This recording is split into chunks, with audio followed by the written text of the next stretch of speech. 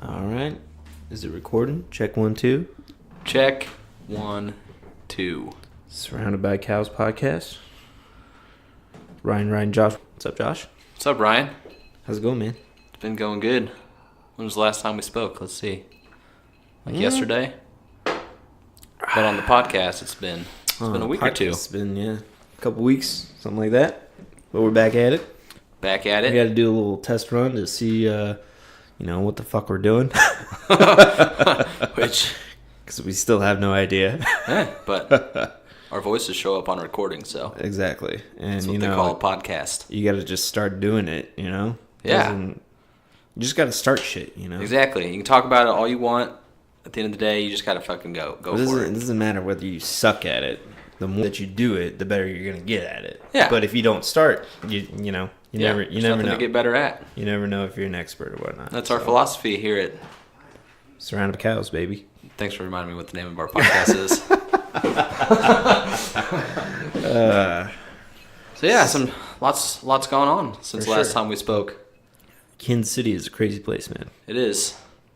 So last week we had a guy that stole a yellow four-wheeler, was naked, and took it down the interstate on a police chase. Just apparently for the fun of it. I still have no idea why he did it. I would assume drugs might have something to do with it. I imagine that took a small part in what he was thinking. If you don't know Kansas City, Missouri, there are drugs here. People like to do them. And we are literally surrounded by cows on all sides. Like, it does not matter. Yep. It sounds like a sad existence, but it's not so bad. Yeah. I mean, there's some good cities that are, a 9-hour drive. I think Austin may be a 9-hour drive. Don't quote me on that. But it seems like that. Yeah, Nashville's like a 9-hour drive. Nashville's a 9-hour drive. Denver's a 9-hour drive. Yeah. Which 9 hours in a car kind of sucks, but, it's not that bad. It's not that bad, especially when you're going to Colorado to get some weed. Mm-hmm. It's totally worth it. Yeah, it's not bad. Which I'll be going to Colorado here in a few weeks. Yeah, no, I wish I could go, but don't have the funds, man. It's always tricky, though. It's like, do you want to risk it or not? Do you want to risk bringing the weed back with you or not? I wouldn't. Yeah. I wouldn't. I wouldn't risk it anyway. So hard not to, though. Yeah, but it's just not it's kind of the fun of going there, because you get to experience what they have out there, and I don't know. What life will hopefully be like here someday. Yeah, you would think. You would think people would warm up to it with as much money as they're making out there off of the taxes and shit. Man, they're just raking it in. Yeah, they said Las Vegas. I tried to get the number, but I think it was $30 million. They've already made $30 million in taxes this year. This year, or since it's been legalized. In Vegas, is it? Yeah, I'd have to look that up to be sure, but I wouldn't be surprised. I wouldn't be surprised at all. The only problem is that there's got to be a place to do it. Like when we went that one time, we had to find an Airbnb that would allow us to do it. Yeah, because there was no public place. I mean, you can't do it in the park or anything like that. I mean, you could, but if you get caught, it's still against the law. So yeah, even the Airbnb that we're staying at, and they say no smoking, but I think they maybe just have to say that, or they have to give themselves ground to punish somebody if they're smoking up the place or destroying the place. Right. Yeah. Because we smoked on the balcony and said you weren't supposed to, but it's like, how are they ever going to know? And you're in Colorado and nobody cares. Yeah. If you're on the balcony, it's probably fine. But yeah, if you're inside and smells up the place and they come back and they're like, Yeah, that place we stayed that first time, you could smoke in there though. Yeah, that person definitely did not care. But yeah, I can't believe that guy went on a wild police chase on a freaking ATV. Apparently he was going just as fast, if not faster, than the vehicles that were on the interstate. So this guy was going like 60 miles a freaking hour on this ATV. And oncoming traffic. Yeah, exactly. And I still don't understand why he didn't. If you're on an ATV and you're in a police chase, why wouldn't you go off-road? Like, why would you just stick to the highways? And I mean, I'm assuming drugs were still involved, right? So maybe he obviously wasn't thinking clearly, but just chalk it up to a bad day. Yeah, exactly. One of the funniest things about that though is the guy that owned the 4-wheeler. He like comes back to his house and he notices his 4-wheeler is gone, and so he calls the police. And he's like, yeah, my ATV is missing or whatever. And the lady on the other line was like, what color was the ATV? And he was like, it's yellow. And she starts laughing. She's like, we know where your ATV is. We're currently chasing it down on the highway. She's like, we'll be in contact with you. He's like, all right, cool. I wonder whatever happened to that ATV. I don't know. He said it was damaged after the chase, but I don't know if this kind of shit goes on in other parts of the world. I assume it does, but dude, probably especially Florida. Prevalent. Well, yeah, Florida. Florida's the goddamn Wild West. Yeah. What the fuck's up with that? Yeah, I have no idea. It was so funny. I was watching the Sporting KC game this weekend, and this guy had he held up this sign, this poster. And it was like Kansas City, and then it had the yellow ATV with the naked guy on it, and at the bottom it just says "Do whatever." Yeah, I saw that too. Oh man, I was rolling on that. That was a very funny. Missouri, sign. Do whatever. Yeah, might as well be Missouri. But yeah, KC place to be, baby. Hey, we're getting a new airport though, everyone. So, what's up with that? I mean, we're supposed to. That thing has gone through so many ups and downs. We voted on it, and then there was something where they couldn't agree on some sort of contract. I don't remember exactly what it was, but then they finally ended up agreeing on it. So I think it's still in play, and we're still going to get it, but we voted on getting another one, so we're going to get another one regardless. I think they're just trying to figure out like what the parameters are and if Edgemore is actually going to build it and shit like that. So I gotcha. I don't have too many details on it or whatnot, but yeah, we're finally going to become a city. Yeah, a real city with a real airport, even though it's still 45 minutes outside of the goddamn city, but that's all right. I actually prefer it that way. I don't want it close to the city. I don't want planes just flying overhead all day long. That's a good point. I used to live in San Diego, and that's how it was. You drive down the highway, and just these planes are going over the highway like, every 10 minutes and stuff like that. It's like, I mean, San Diego's a beautiful place to live. It's got, nice weather and whatnot, but I was just like, man, I do not like this. Like, never been. Like that's a good point though. About I'm just not a fan of the planes. Yeah, I'm just not a fan of the planes going across the downtown area like that. I'm just like, I don't know. It's just a plane, but yeah, I think Kansas City's in a good spot though. I say just a plane, like it's not some magical feat of aerodynamics and shit like that. It's dumb. That's a dumb way to look at it. But anyways, we're getting some public transit too, right? We got the trolley. What's it called? The streetcar. That's did you see that they're going to expand it to go to UMKC now? College. They should expand it to UMKC. They should expand it as much as they can. They should. Be honest. They should expand it to Waldo, where we live. Yeah, that's probably not going to happen. That is one thing I love about KC though, is how spread out it is. Yeah, like, you go to LA. Grow into it. You go to LA. There's 20 million people crammed into one county. I can't imagine, dude. I've never been. Dude, there's what do we have? Maybe 2 to 3 million people. It's all spread, and that's in the metro area. That's not the city. That's just the entire metro, and it's all. And to get from one side of the metro to the other side of the metro, it takes you like 45 minutes to an hour. Yeah. Trying to go from like Blue Springs out to Olathe, something like that. Yeah. But yeah. Or Mission or something like that. Yeah. Yeah. Yeah. I love it being spread out like this. There's less traffic, way less traffic than like LA, than a place like LA for sure. Yeah. way less traffic than even Denver now because so many people are moving to Denver. No shit. That traffic is getting insane from what I hear. And all the property values are going up, which is nice for people that already live there, but God, dude, not good. We need weed to be legal here. We need to be ahead of it. We need to be in it when it happens. It would just be so good for just the monetary value and it'd be the perfect you place get to rid of the legalize it. black market instantly. Yeah. Like all their drug dealers, all the drug dealers that are in the city would be basically out of business overnight. I mean, with weed, they'd be selling coke Well, yeah. and all this other shit. That's the thing. But then you have your law enforcement focused on those, harder drugs that can try to keep those off the street, which is, in my opinion, much better than wasting your tax dollars and wasting your time and money on just trying to get somebody that's just trying to get a little high or whatever. I mean, it's no worse than, in our humble opinion, I'm assuming that it's no worse than alcohol. But, I think the shift is starting to go, though. Like, talking to my parents 10 years ago, our there's no generation, way. for sure. But even our generation, I think people are starting to listen to us a little bit more, maybe.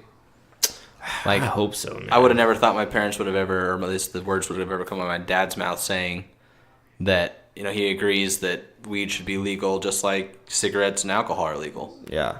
Your dad said that? Yeah, he said that to me the other day. It was when we were arguing about gun control, though. So he had to butter me up, Yeah. Get on my side before he shot down all gun control. Yeah. Well, go Bruce. Yeah. Go Brucey, man. Well, I doubt my mom would say that, but yeah. Hey, if you're doing 50%, you're doing something, 50% of your parents. It's not bad. Exactly. It's not bad. Exactly. Well, what else did we want to talk about? We had a pretty cool party that we went to the other night. We did. We did for my best friend, Muff. Matt Allen. Shout out to Muff. Shout out to Muff. Had an awesome party for him, dude. Muff's a badass. Muff is a badass. We had Las Vegas come to Blue Springs, our little town, little hometown. Played a little roulette, played a little blackjack. Raised like $850 for that kid. That was awesome. And I'm glad I hadn't given any money towards it yet, and I was glad that I gave my money towards him on his birthday so he could buy whatever he wanted. Yeah, absolutely. But tell us a little bit about Matt's background. Yeah, well, I mean, basically grew up with the kid. Been my best friend since like 6th grade. That's actually who I lived with out in San Diego.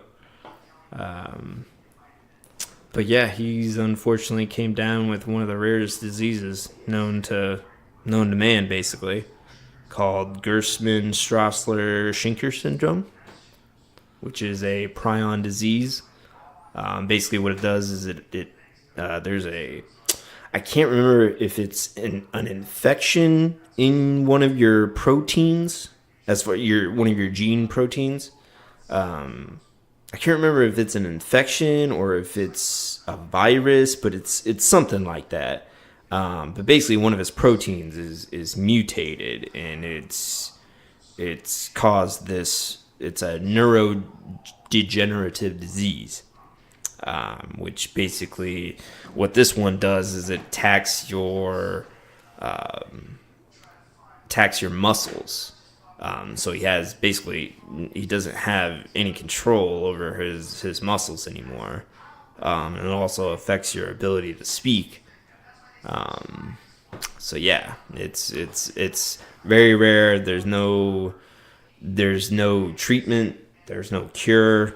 Once it's started, there's no reversing it. There's really no slowing it down. The only thing you can really do is just kind of make his life as easy as you possibly can while he's going through it. So barring a medical breakthrough or anything like that, the only thing that I've been ever able to find on it is gene therapy. There's a system out there called CRISPR. They've only used it on one living human being. But again, it's so new that I think, I don't know if they have to go through like the FDA or how to set up a clinical trial or set up a experimental, you know, A test. yeah, exactly, or some sort of experimental.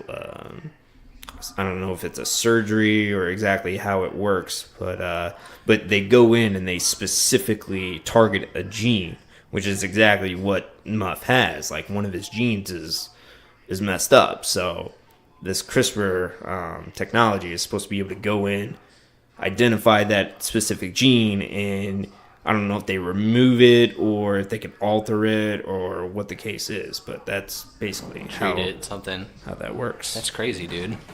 Yeah. It's crazy how advanced technology is, but also I would assume something like that. I mean, like the funding for it probably comes out of pocket, right?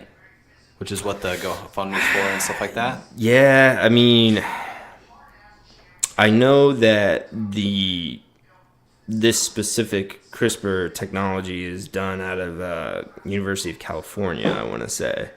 So, I mean, obviously the university gets funding through the university or whatever.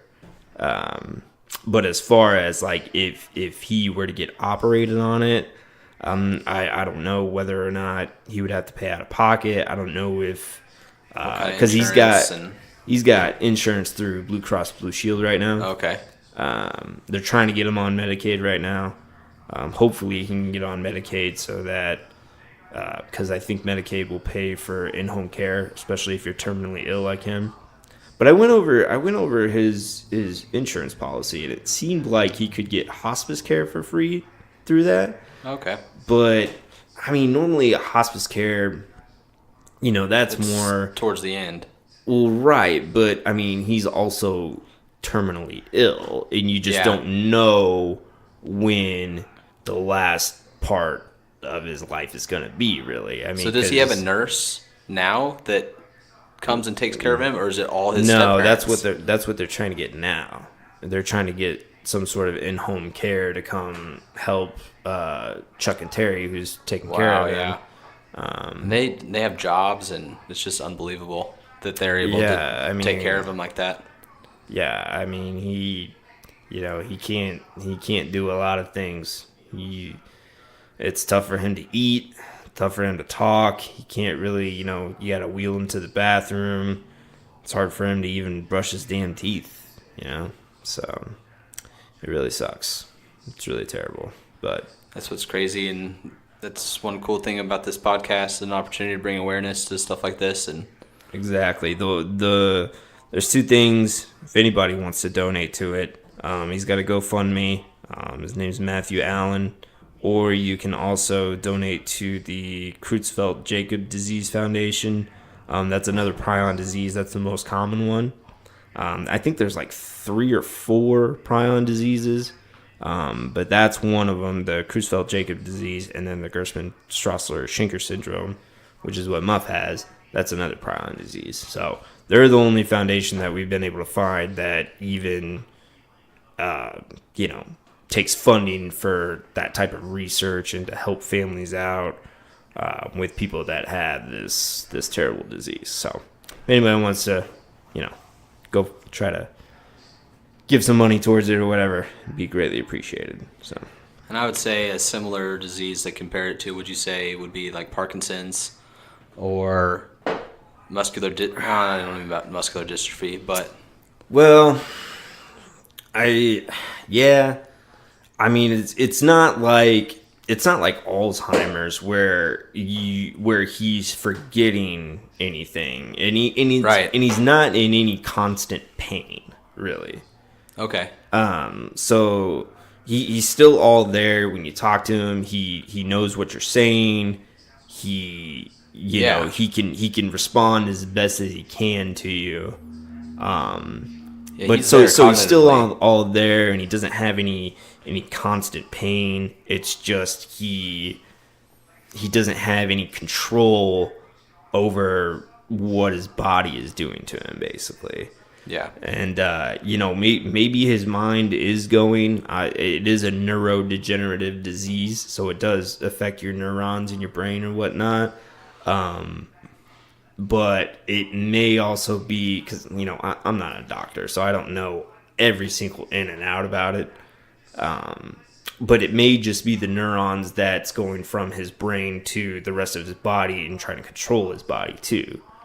So, and that seems to be the main cause of all this. Because he just cannot. He tells his body to do one thing, and it wants to do something else, and it's very like. If you go to try to like touch him, he's very reactionary, and it jerks his body and stuff like that. Rigid would be So, he's very stiff. Yeah. Yeah. So near and dear to our hearts. I thought the craziest thing, if you Google the syndrome, I can't remember I don't know it like you know it, but Gerstmann Straussler Schinker. You can just say GSS. That's GSS. That's the short acronym for one of the craziest things I read, at least on Wikipedia, was that it's only known to be in 8 families in the entire world, this disease. And so... Yeah, it's extremely rare. Like, extremely rare. So you never... And that's the crazy thing, man. You never think that... Now, I mean, his mom... We're pretty sure his mom had the same thing, but she never got... The only way to diagnose it is to get a full genome test. They have to map out your full genome. Okay. So his mom, unfortunately, passed away whenever we were in high school. And we're pretty sure, because this is passed down, it's passed down through your family. Hereditary. And I think you have a 50% chance of passing it to your kids, something like that. Wow. So when she passed away and she got her autopsy done, I think they said she had either cotton wool's Alzheimer's or something like that. But anyways, or cotton wool's dementia, something along those lines. But she was not fully diagnosed with the same thing that he has. But she had the exact same symptoms, the exact same, that was 15 years ago, probably. Yeah, like that. We were in high school, so we had to be 15, 16, 17, somewhere in there. So I want to say we were sophomores. I can't remember exactly, but I want to say we were sophomores or juniors. Because I remember Coach Michael being there, and we didn't know Coach Michael before we went to the high school or whatever, at least freshman year. So, but yeah. Shout out to Coach Michael, by the way. Nobody knows who that is, but he was but you do. Dude, Coach Michael was one of the best freaking people and coaches and mentors I've ever had in my life, dude. That guy was awesome. Have to have him on the show sometime. Yeah, I'm sure he would love to come on. He's the activities director. I think he's still the activities director out there. Blue Springs South? Yeah, I'm pretty sure. Blue Springs South. But yeah, for sure. But yeah, and I mean, one of the crazy things about this disease, I mean, this goes back to, hopefully, cannabis can be legalized here at some point, because really he's not taking any medication.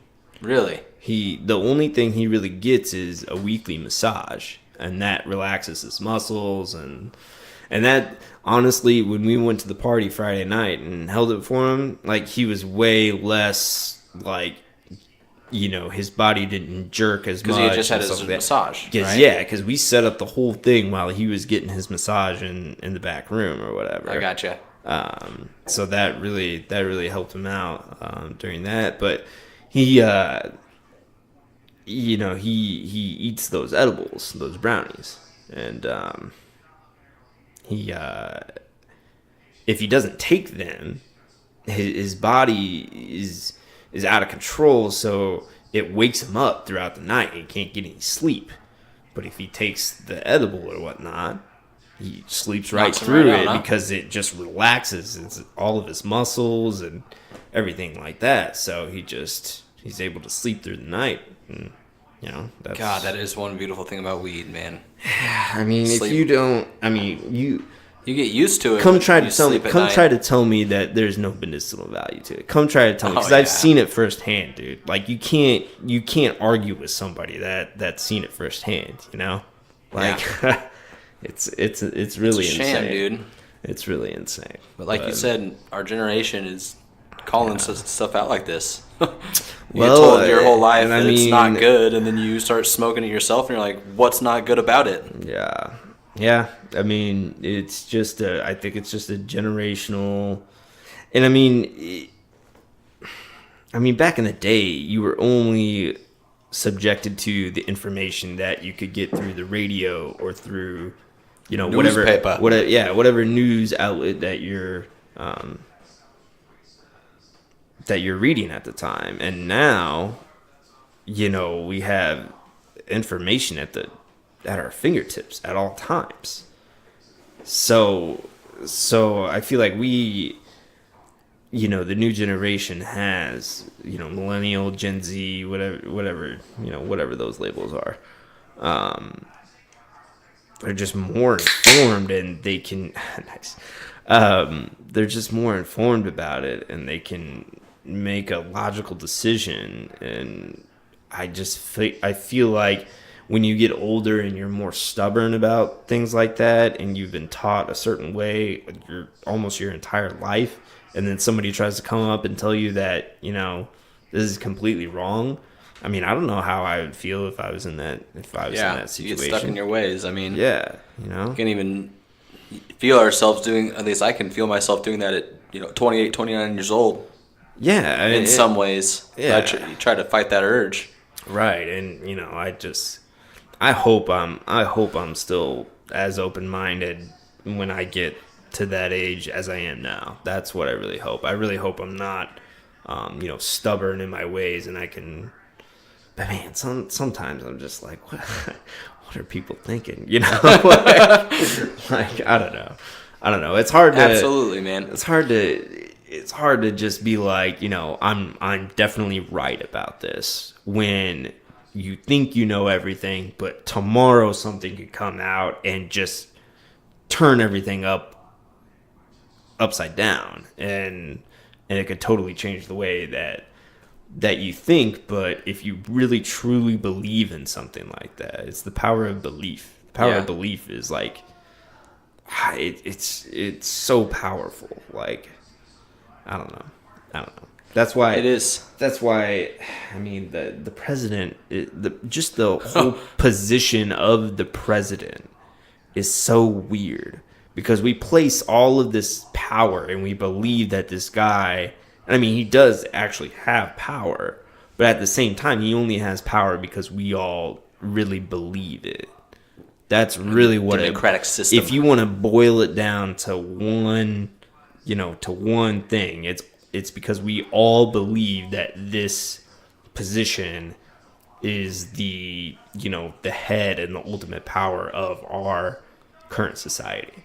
Now, whether or not that should be the case or not, that's up for debate. But it's not even that we believe it. It's just that's what we were born into. Exactly. Well, that's the way it's been since the revolution. Right. So that's the way it's been for the entire USA existence, which is just a small, we've only been around for what, 235 years now? You know better than me. I mean, think of other societies that have been around since like the year 1000, and go back to ancient Egypt and Africa, and those societies have been around way longer than our little speck of dust that we've been here. Yeah. I think it's also what we were saying earlier, though, about just people. It is that they think that everyone thinks that they're so right, and at least me personally, I find it humbling or better or more, I enjoy not knowing that I don't know shit, Yeah. You know what I mean? Like, I'm glad that I don't know everything, but I feel like people are so convinced that they do know everything. Yeah. I love it when people prove me wrong about something. I do too, actually. Great. It's great. I love it because it educates me. I have more knowledge about something at that point now. But if you try to convince me on something based on nonsense, that's totally different than you presenting a logical, reasonable explanation for why something is the way that it is or whatever. So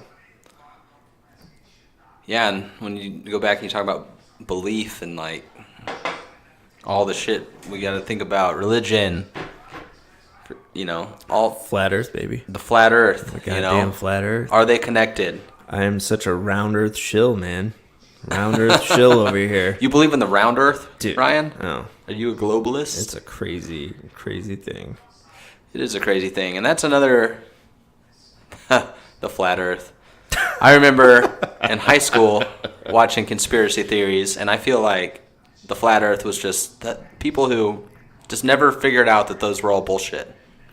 Well, and not necessarily bullshit, but the vast majority of them were. There might be some truth in it, but this is what I won't say his full name or whatever, but this is what I keep telling our friend that believes in this, is that it's your job to prove to everybody else that the Earth is flat. And the so-called scientific experiment and the YouTube videos that they keep trying to roll out and keep trying to get people to believe, it's just not enough. It's never going to be enough. The only way you are going to be able to convince people is to go out into freaking outer space, take a picture of it, come back, and prove it. That's gonna be literally the only way that you're ever gonna get the mainstream population to believe this insane theory.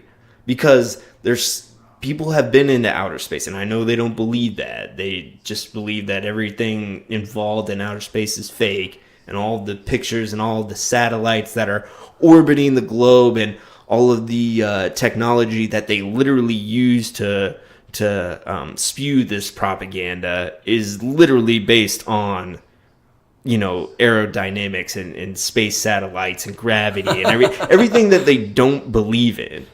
They literally use the technology to spew this propaganda. Nonsense. And it's just it's so paradoxical and it's so weird. And that's what I keep trying to explain to him. It's like, it's not my job to sit here and prove that the Earth is round, because I have science and history on my side. Like, I don't need to spend my time to try to do this. If you want to spend your every waking, moment trying to prove that I'm wrong, go for it. But at the end of the day, until you go out into freaking outer space, give me a picture of the flat Earth, then I will believe you. Until then, you're not going to convince me, no matter how many YouTube videos you link to, my Facebook page or whatever. So that's how I feel about it. It is quite comical, though. Yeah. But it's just unbelievable how far he'll go to defend it. And I love the guy, I know, a great guy. He's nice. He's nice, dude. And he doesn't. He's using his brain power in the wrong place. Yeah, if it's not that he's dumb. Yeah, by any if he means, just used his brain power towards something that brain power. Yeah, brain power. If he just used it towards something that would be way more impactful. That's another thing too. It's like, so if the Earth is flat, what then? Like, he thinks that it's gonna change everything. Society would literally wake up the next day and continue as normal. Like, nobody's gonna change. He thinks that would cause a big. He thinks that if the world found out that the Earth was flat, that there would be some sort of anarchy. Like, people would lose their shit and lose their mind, and all hell would break loose. Why? What would be the purpose? Because he thinks everyone would wake up and realize that they've been being lied to their entire life. But yeah, it's just... If that's what you're going for, then... I mean, if Who wants that? If you want to talk about anarchy, I feel like there's other ways that would happen before, the flat Earth theory. Like income inequality, man. If you go at the ratio that it's been going, I mean, power in numbers, man. It's not gonna be good for those rich assholes. It's just not. I'm sorry, but it's just not. Their greed will catch up to them eventually. Yeah. So I think that would happen, but way before some sort of flat Earth theory being proven right. So I don't know. America's a pretty great place to be, though. It's true. It's great. I mean, I've never been to another country at all, which is really never been out of the country. Been Not Hawaii. even Mexico? Nope, never been to Mexico. Dude, we need to go to Mexico. Yeah, I do. I mean, I feel like Let's doesn't get really Emily count on though. The line and let's Mexico look is up a basically trip. just tourist America. Well, I mean, if you go to a resort and all depending that. on where you go, but I mean, if you go to Cancun, I'm not going to go to the Americanized. streets of Mexico with you. Well, no. Go get some experimental procedures done. I mean, I've been to Tijuana, I've been to Cancun. Those are the only two places that I've been in Mexico. But I mean, I've also been to the Cayman Islands. I've also been to Jamaica, Montego Bay and Negril. And I've been to Canada. Wait, have I been to Canada? No, I haven't been to Canada. My brother went to Canada. That was my bad. My bad, guys. Trying to say I did shit that I didn't even do. Well, but from what I hear, we've got it pretty good here in America, and Yeah, no shit. The water in our toilets are cleaner than a lot of people have around the world. yeah, Like, it's insane. And people want to bitch about little frivolous things, and it drives me crazy. It really does. yeah, It really, like, I think exposure to, other countries and traveling makes you really appreciate what you really have. And I don't know. It drives me nuts that the people that think that, this country is going to shit and we're ruining America and all this other based on just bullshit arguments. It drives me nuts, dude. It really does. the divisiveness of everything in this country Man. when we have so much going for us. Yeah, exactly. But we choose, at least a lot of people choose to just fight about stupid shit. Yeah. But we do have it pretty good here. I think one thing too, I mean, we're a country of immigrants. I have a guy that I work with now he's from India. He was born in India, but he's lived in the States since he's like 3 years old, but he obviously has Is he a dreamer? ties to India. No, he's legal, I'm pretty sure. Yeah, I think he's legal. But so he doesn't have an accent or anything. He's grown up here, but he goes back to India every once in a while, and he has told me some of the craziest stories, just the people that he knows, and yeah. I mean, he actually owned a sandwich shop that was one of my customers, and so he quit to come work with us, and a lot of Indian people in this industry, in the restaurant industry, and stuff like that. Oh yeah. Actually, another guy who owned one of these sandwich shops just went back to India and got murdered. Damn. That's not good. So this, I mean, I personally know this guy, and he went back to India, and they found him on like some train tracks, and they said it was a suicide, is what the cops said or whatever. But the more that he's found out, and the more that people that know this guy have found out, it's very clear that somebody killed him. I mean, Jeez. and he talks about all these people that he knows, and he's a really level-headed guy.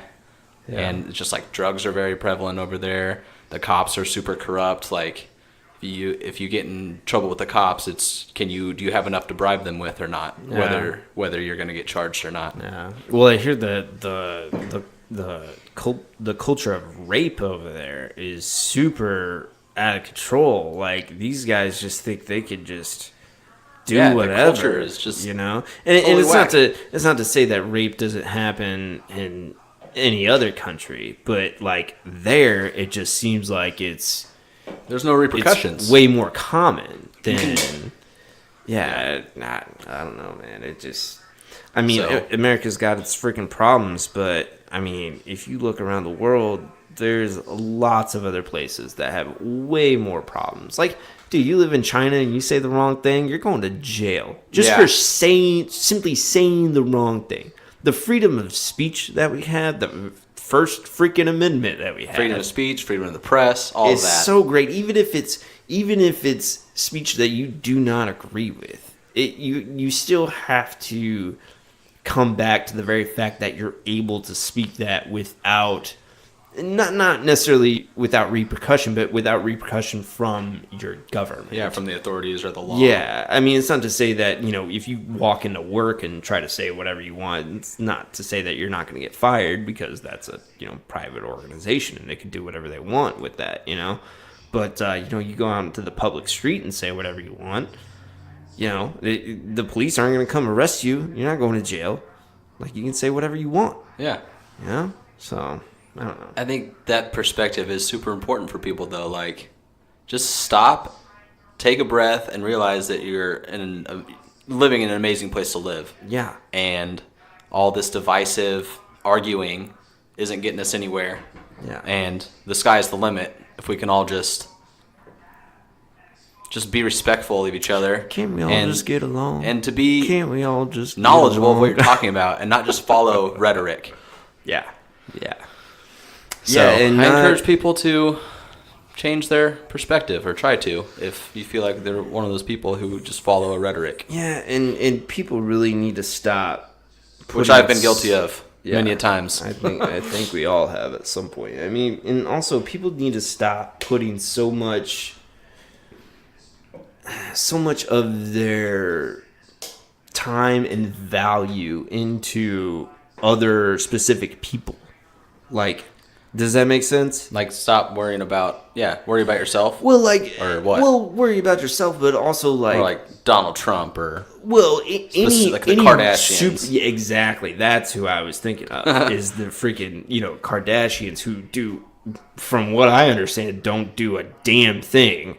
Yeah, they've just marketed their way to success. They market their asses and how they look, and people follow them like they're gods. And I'm like, I just don't understand it. How did this happen? What are you doing? Like, how? Focus on your own life. Why are you building these people up to be these? Basically these gods. Like I said, like these.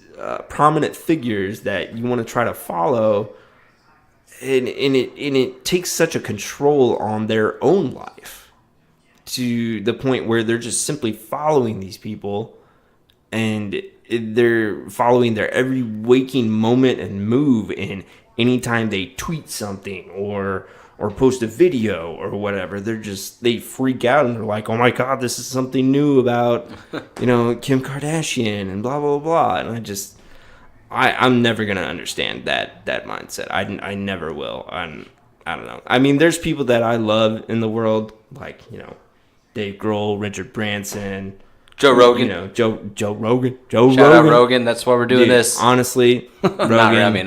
Not all why we're doing this. But. Yeah, I mean, he's not the only one, but dude, that guy, I don't care what you say, he is a huge inspiration. Like, just absolutely, the things that he says, the people that he talks to, and he's very level-headed. He's open-minded, honest, he's freaking hilarious, and yeah, he is. It's not like I'm fact checking Joe Rogan, but.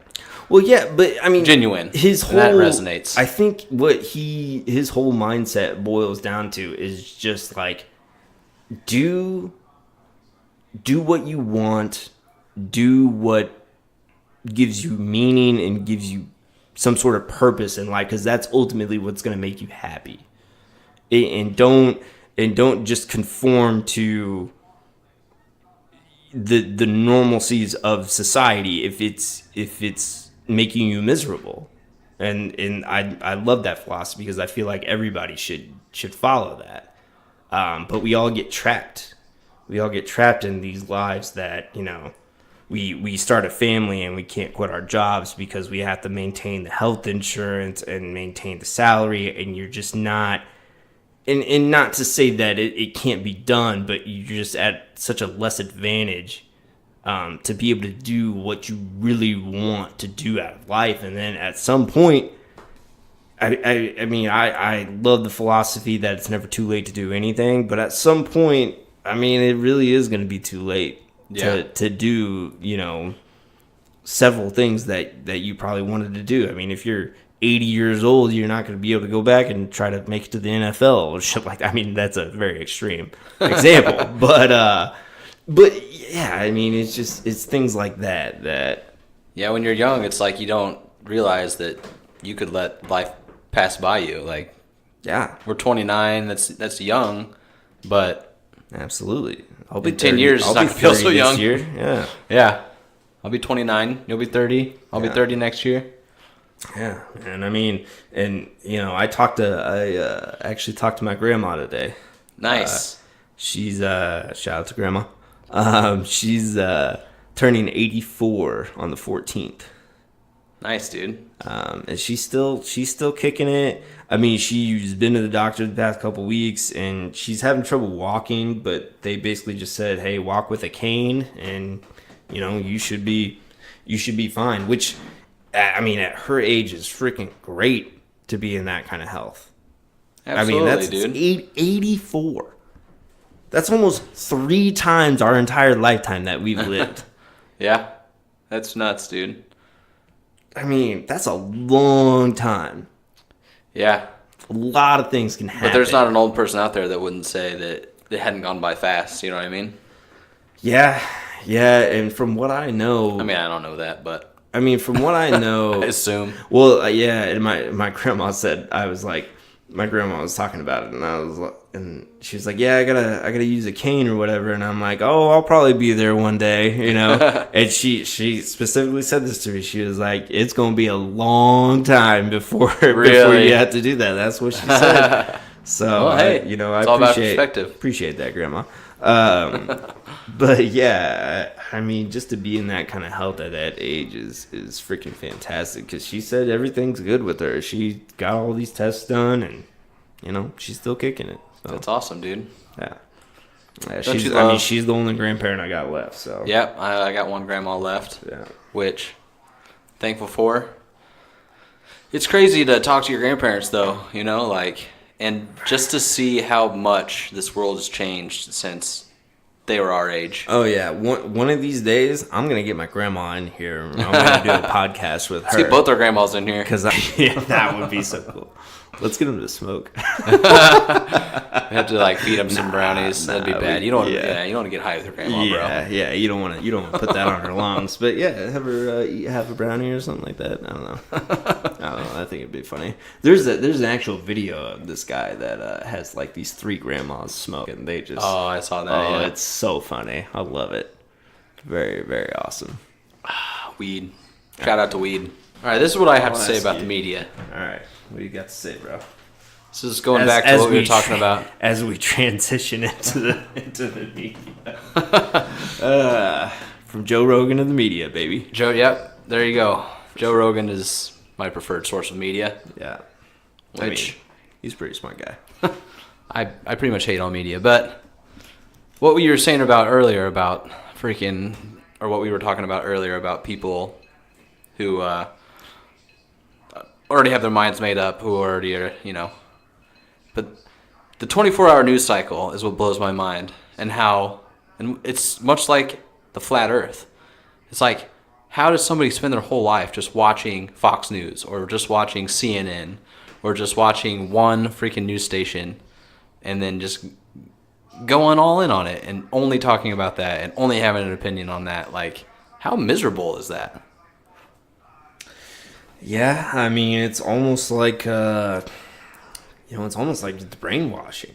Yeah. It almost is like that. But, I mean, the problem that I run into on that is, people have way too much freaking time on their hands, and they're not utilizing it in a productive way by just sitting on the couch and watching this TV. Like, I'm sorry. There's way more shit to do. And even if you're old, like my grandma, like, you can find other things to do. There's other things to do rather than just sit there and watch a 24-hour news cycle. Because the more you watch something like Fox News, or on the other side like MSNBC, or CNN, that literally talks about Russia all goddamn day, when there's so much more happening out there in the world. Like we like the war in Yemen that we're in, and the fact that our country supports like 73% of all dictators around the world, even though we want to spread democracy. Like, it's mind-boggling that they focus on whatever is just going to get them the next headline or the next, boost in ratings and things like that. And I just feel like channels like that have lost their journalistic integrity a long time ago. Yeah. It sucks because there's an extreme to every freaking side. And it's just unbelievable. But it's what we got to deal with, and I just wish we had a better way to... Because it seems like the majority of people are moderate, you know what I mean? The majority of people aren't extreme right or extreme left.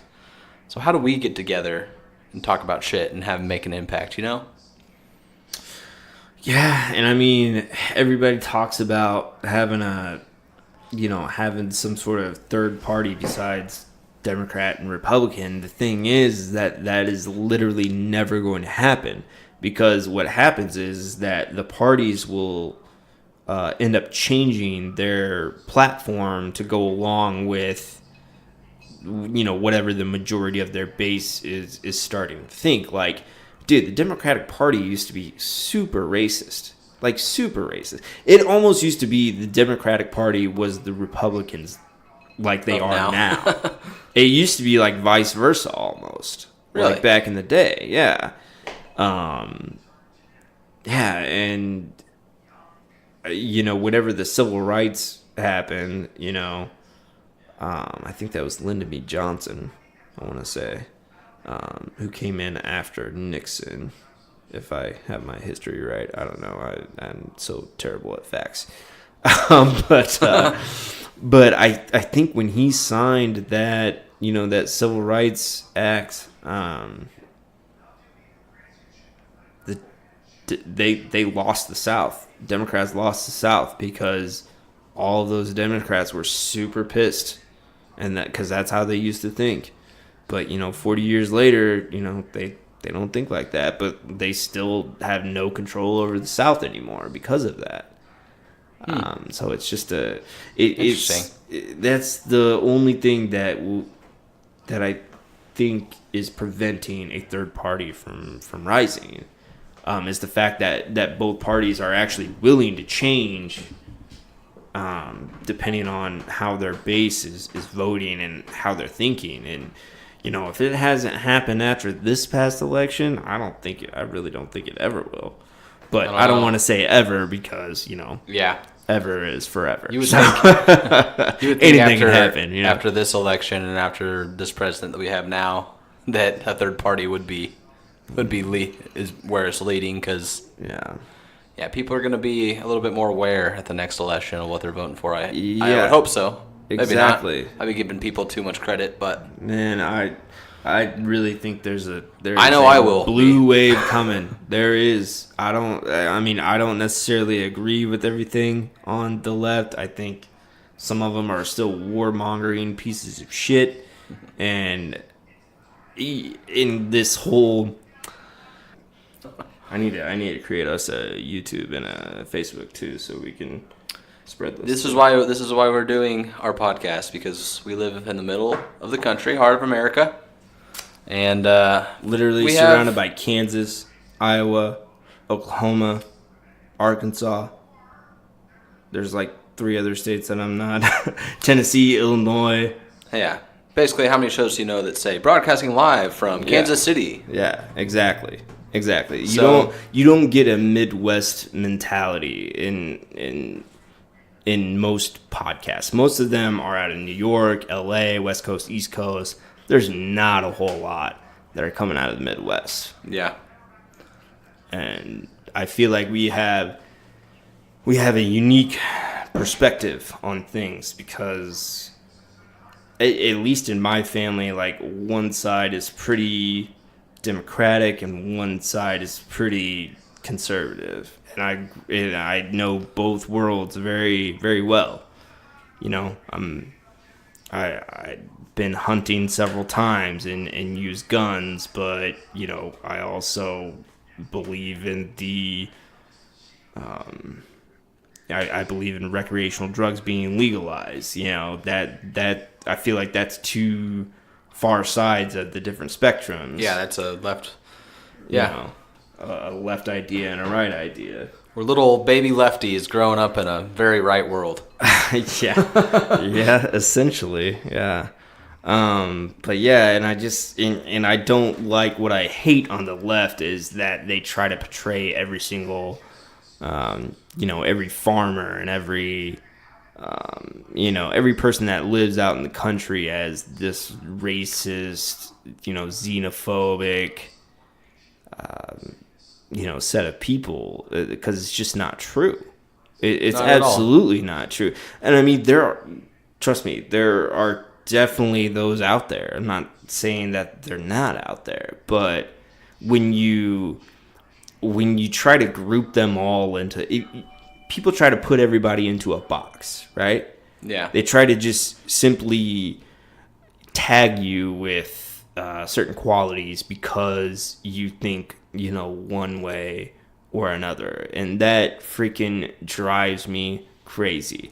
People can have independent thoughts about separate issues. You don't have to have one conformed set of ideologies to be a person, and maybe some people vote based on how that person's ideology is going to affect them directly, and other people vote based on how the ideology is going to affect everybody as a whole. That seems to be two different ways of your voting power. And I think that's fine. I think everybody should be able to do that. But when you label people with these derogatory terms, why would they be willing to come to your side whenever you sit there and label them like that? Like that's not helping your cause, no matter what you think, Yeah. And people are not lost causes. People can change their ideas and opinions based on logic and facts, and how you feed it to them. Yeah, and I mean, honestly, there's some people that won't. There's some people that are very stubborn and they're never going to change, and they're always going to vote based on whether you have an R or a D in front of your name, and that's just how they are. But that's not most people, and it's not about where they're from either. Like, we live in Kansas City. There's plenty of Democrats in the city, right? Yeah. I mean, in the city. Yeah. I mean, Emmanuel Cleaver has been our representative forever, as long as I can remember. Very well and he's been on the Democratic side for forever. But when I tell somebody I'm from Kansas City, Missouri, because I'm from Missouri, they automatically think I'm some right-wing nut or something like that. Yeah, and half of my family is a bunch of rednecks, and I love them though. I come from They're rednecks freaking too. Awesome. They love their family. They love their gun rights. Well, I mean, look. What drives me crazy about that is that people think that Democrats want to take away guns. And please tell me one prominent politician that has actually said that. Donald Trump said it the other day. Yeah, exactly. Exactly. Yeah, you want to talk about Obama going to come take our guns? Bullshit. He's never said that once. I laughed out loud when I saw that news story. Oh my god, dude! I was laughing my ass off. No, it was Stephen Colbert. Made a great skit about it. Yeah. He's pretty. Man, he rails on Trump, man. Like, that's all he does every night. And I mean, sometimes it gets a little repetitive, but I mean, he's a very smart guy, and he knows how to make jokes about it, and it's entertainment. It really is, but he also does make a point about some things, because it all comes back to just thinking logic and reasoning is what it comes down to. Yeah. But yeah, and I mean, there's tons of complicated subjects where you could side with one or the other just based on your ideology. But at the end of the day, if you present an argument to me that is based on logic and reason, then I don't really care whether or not I disagree with you. You know, it's when you throw that logic and reason out the window that really drives me nuts, and you're just simply on that side because that's your team. You know, it's tribalism. It's political tribalism, you know? Yeah. Yeah. Yeah, it definitely happens. Yeah. I mean, I'm a hunter. I don't want my rifle taken away. Yeah. You know? Like, I think people should have a pistol to protect themselves, but I don't think crazy people should be allowed to buy just anything they want to, you know? And I think that's where, people around this area that we live, especially people I work with, they buy into that narrative. They buy into that. Yeah, they understand the weapon, but they also buy into that narrative that the left is coming for their guns, and because the their argument own party is, that's telling them that. It's not the other party that's saying that. It's their own party Yes. telling them what the other side thinks, Right. and that's just not the case. Yeah, but that's their fear, and that's what gets them going. But that's their other thing, is that they were all, we were all raised with it, so we understand it. We understand that you can use a gun safely, that you should teach your kids to use a gun safely. A lot of us were taught how to use a gun safely. Yeah. But there's no denying that they're something not to be fucking around with. Yeah. And the other thing is, nobody argues that you shouldn't have to go through a background check to get one. Yeah. Even the right says that. Even my parents say that, but they won't acknowledge or accept that there might have to be some legislation passed to get there. Yeah, exactly. And it's like, they just think it's just going to naturally happen. You know, like I don't know, man. They want to just magic say that's going to happen. That's going to change that. They want to, if you're talking to them about it, they automatically want to put you in the category of put you in a box. Put you in a box. Put you in the box of you're wrong. Yeah. But that's not. I don't think that's what normal, reasonable people are trying to do. They're just trying to make it harder for people to get a gun, especially crazy people. What drives me the most nuts about it is when people try to say that, oh, well, you can kill a bunch of people with your car or whatever. Well, you know what you have to do to get a car? There's a VIN number on it. You have to get it registered. You have to get insurance on it just in case you do run into somebody and kill somebody. Like, there's none of that with purchasing a gun. There's none of that at all. No. And why shouldn't there be? Because a car is not designed to kill people. A car is designed to transport you around. A gun is literally designed to kill things. Not people necessarily, but I mean that's one of the things that guns kill. You don't even have to really buy it for yourself either. I had one of my guns. It was gifted to me by my dad. He bought it for me and gave it to me. Yeah, I didn't have to go buy it. Yeah, and that requires no background check. That requires nothing. You just basically given that to you, and that's just like getting an Xbox legal for Christmas. Yeah. It just mind boggles me, man. Like, if you have a history of violence at all, there should be a set number of years where you are not allowed to purchase any gun until you can prove that you have, you're past that violent stage of your life. And you know what I mean? Like, I don't know what the amount of years should be. 7 years, 10 years, I don't know. But I feel like that should be logical. That if you have a history of violence, you should not own a gun because you are so much more likely to use that gun in a violent way towards other people. You know, like Yeah. it just seems like it's common sense, but I don't know how to get that through We'll see what happens. people's heads. You know, so I don't know. It's a crazy world we live in, man. But it's an exciting one to be a part of. Yeah. We have some pretty cool stuff. We have some pretty cool sports to watch. We have some cool games to play. Yeah. A lot of cool technology to experience. Yeah. Yeah. That's for What we need to be doing is traveling, though.